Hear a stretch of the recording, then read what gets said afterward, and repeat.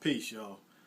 Been getting a few questions about what's going on with Cuba and America and why Obama has normalized relationships with, or trying to normalize relationships with Cuba. This is because it's a war that's going on, a currency war that's going on currently between the United States and Russia. In addition to the fact that NATO and the United States is trying to start a war with, or trying to get Russia to invade the Ukraine. If some of you remember earlier this year, there was a coup in Ukraine where they replaced the president that was friendly to the Russians and they put in a puppet that was friendly to NATO and America. And then Ukraine started to split. Crimea succeeded and went to Russia. And then the eastern part of Ukraine sided with the Russians, while the western side of Ukraine sided with the Americans and NATO. So America is now trying to incite Russia to invade the Ukraine. Once Russia invades the Ukraine, America can then go to war. However, Cuba, being an ally of the Russians, would allow the Russians to park their military weaponry right in Cuba, which is roughly 90 miles from Key West or other parts of Florida. So America now has to normalize relationships with Cuba to keep the Cubans from allowing the Russians to put their weaponry and their tanks and their guns right at America's door. Again, this is a currency war that's going on. There, if intentionally, America went to Saudi Arabia and they told Saudi Arabia to lower the gas prices of the oil prices per barrel that they sell. Well, what this has done is it affects countries that sell oil, one of them being Russia, Venezuela, Iran, and Nigeria. These type of countries are being affected because Saudi Arabia has lowered the price of oil. When these other countries that sell oil, they have to sell oil at a certain price per barrel. If it goes under that price per barrel, those countries then begin to lose money because they're no longer able to maximize their profits. So if the price of oil is this high, they make money. If it's below this line right here, they begin to lose money. And that's what's happening with Russia's economy now because they're so energy dependent and dependent upon their energy sales to make money.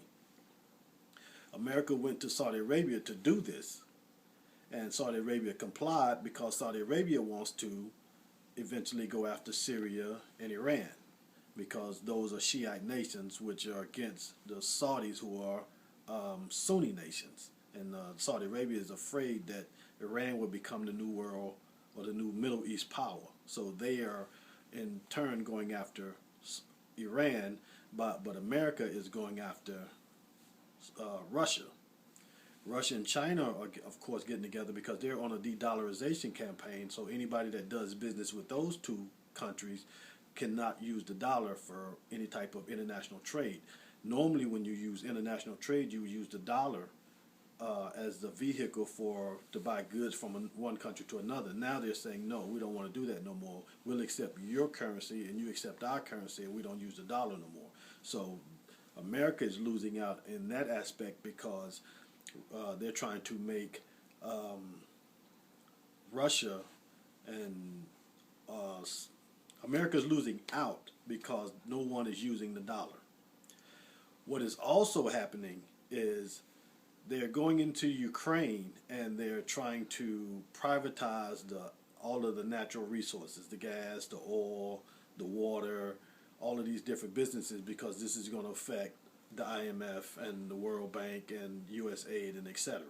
So that's what they're going to do to Ukraine, which is going to allow American businesses to come in and make money. As a matter of fact, America just sold Ukraine all types of weaponry, because they're trying to get the Ukraine to incite Russia to fight. So then America can go ahead and attack Russia. That way, it helps protect the dollar. Anytime America goes to war, it helps to protect the dollar. So they have to always stay at war to keep the dollar afloat. If they don't get a war with Russia, and Putin is smart enough not to go to war in the Ukraine, all he's trying to do is do a peaceful measure there. But Obama keeps inciting him in the Ukraine. And now, again, with this move to normalize trade with Cuba, it's also trying to keep the Russians from being able to put any type of base right there at America's door. So peep the game. It's a chess match. It's about a currency war that they're going to eventually turn into a world war, which will be NATO and the United States against Russia, and eventually Russia is going to have the Chinese come in and assist them with fighting America. But at first what they're trying to do is a currency war. So if they can break the dollar, then that'll keep America from being able to effectively wage war because they have no money, or the money is so devalued. So that's what's going on. It has nothing to do with humanitarian things that Obama said in the speech today. It has everything to do with keeping the Russians from using their ally Cuba, from allowing the Russians to get there and set up shop. All right?